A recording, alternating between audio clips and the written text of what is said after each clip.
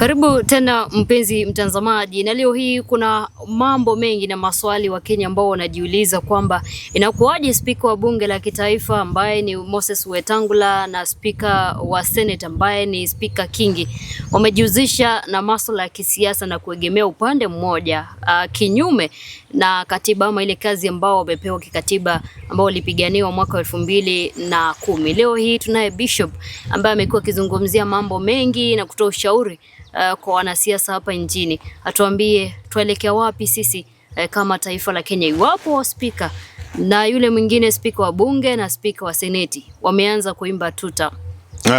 Kuna jambo moja mimi najua ya kwamba katika nchi ya Kenya unaweza nyima mtu haki, lakini jambo la kwanza hauwezi funga mdomo wake. Na mimi nasema hivi kama sauti ya wananchi, sauti pia ambayo ni Mungu amenipa kuzungumza kwa niaba ya wananchi wa Kenya, na sitanyamaza kwa sababu mimi ni chombo ambacho Mungu ameita kuzungumza kwa sababu kwa niaba ya Wakenya. Kuna kitu ambacho nitazungumza na mimi napenda kuzungumza ukweli kwa sababu Mungu ameniita kuwa kama mwangaza. Kwa kawaida kuna wale watu naitwa kwamba wasaliti wa demokrasia na wale watu ambao wanaenda kinyume na demokrasia, kwa sababu naona kazi ya spika. Kazi ya spika ni kazi ambaye anafaa kuwafanyia Wakenya kazi.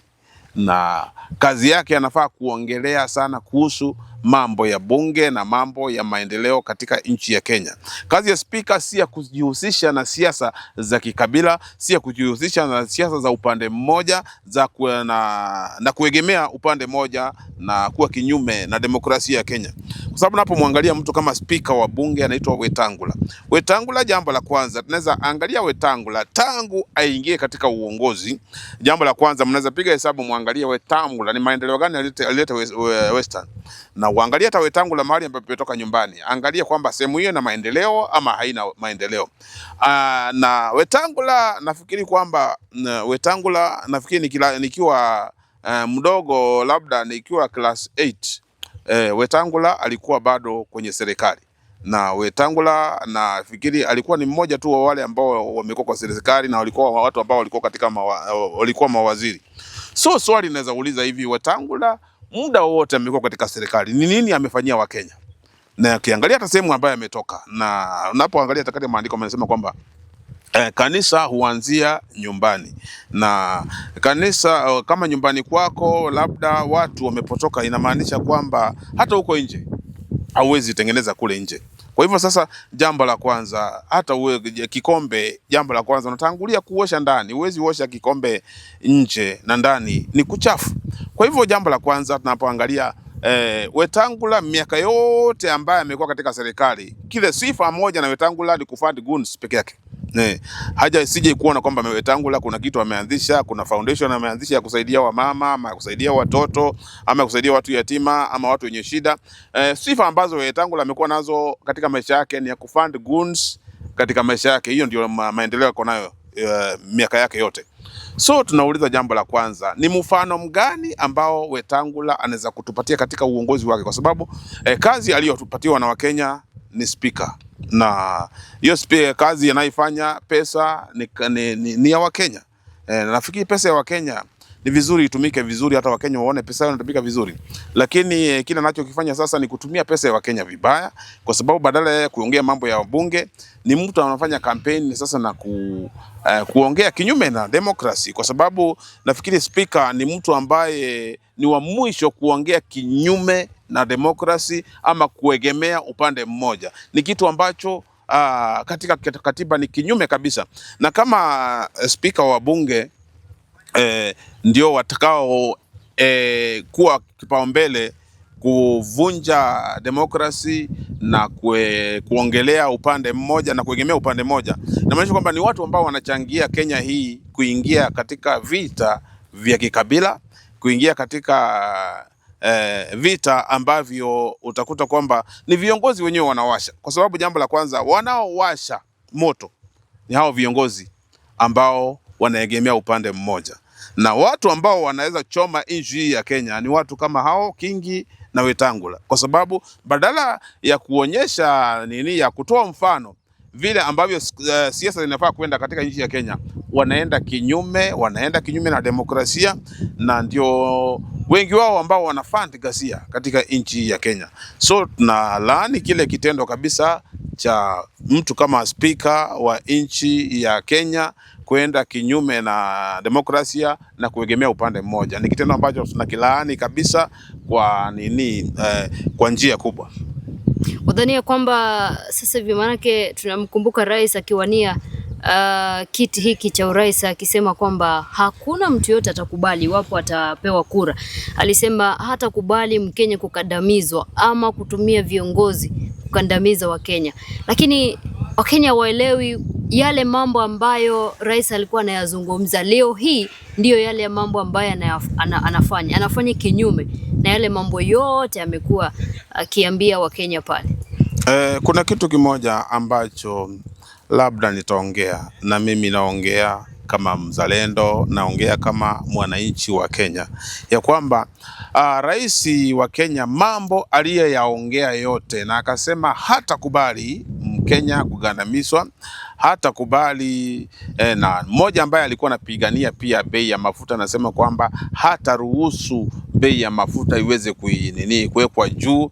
Na unapoangalia katika nchi ya Kenya sasa, jambo la kwanza, nchi ya Kenya unakuta mafuta yanayotumika katika nchi zingine kama Uganda na Tanzania unapita katika nchi ya Kenya, lakini la kuchangaza kwamba mafuta ya Uganda yako chini, mafuta ya Tanzania yako chini, lakini mafuta ya Kenya itakuwaje juu, na mafuta yanayoingia katika nchi mataifa mengine yanakuwa chini. Sasa unakuta kwamba mambo ambayo rais aliyaongea na akasema kwamba atatetea mwananchi wa Kenya, lakini amekuwa mmoja wa kugandamiza wananchi wa Kenya, amekuwa mmoja wa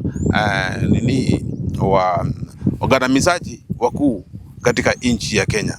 Kwa hivyo ni vizuri sana kama rais baba wa nchi ya Kenya kile alichoahidi, ndio Wakenya wanalilia, ulichoahidi ama kile ambacho tulikupatia ufanye umekifanya? Kile ambacho tulikuchagulia ufanye umekifanya? Nafikiri kwamba rais wa Kenya hatu kumchagua kwa sababu tu ya kusudi moja tu ya kwamba ya nyumba peke yake.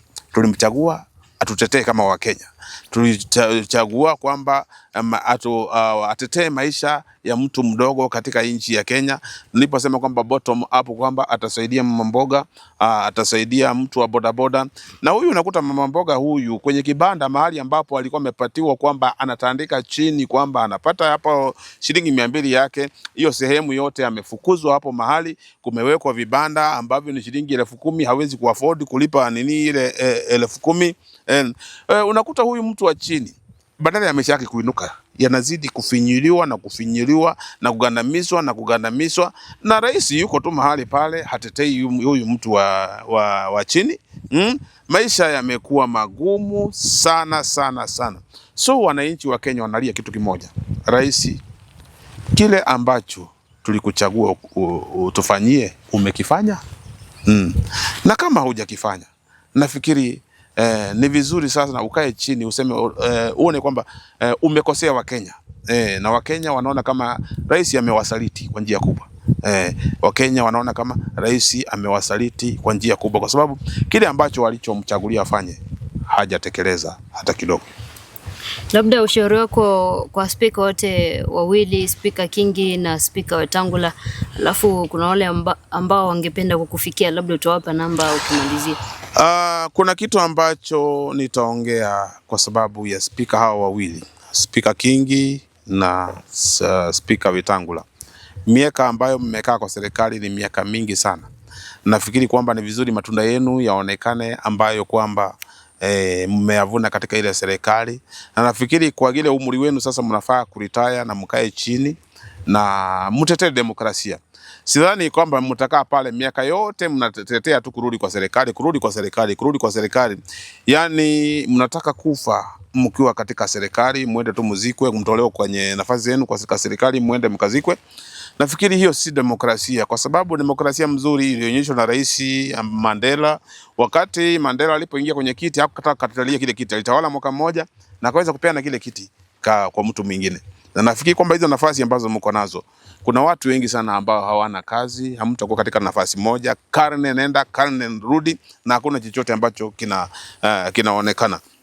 Ushauri wangu kwamba ni hawa watu kwamba nafasi zile, nafikiri kama ni wazalendo waweze kuretire na wakae chini na watetee demokrasia ya Kenya. Hayo ndio mashauri yangu na maoni yangu, kwamba waweze kuretire kwenye siasa na waketi chini na waweze kuwa mfano mwema katika jamii na waweze kupigania kutetea demokrasia hii ya nchi ya Kenya. So nafikiri kama uwe uko mahali pale na ungelitaka kunifikia mimi katika ushauri wowote, ushauri wa kiroho, nipigie. Nimepigiwa na watu wengi, hata wanasiasa. Kuna wengine ambao wanataka pia ushauri, kuna wengine wanataka viti mbalimbali, wanataka ushauri, na mimi wanatoa ushauri wa kila kulingana na vile ambavyo Mungu ameniongoza. So kwa mahali pale ungetaka kunifikia kwa sababu ya ushauri wa kiroho, nambari yangu ya simu ni 0722744672, 0722744672. Mungu awabariki. Shalom.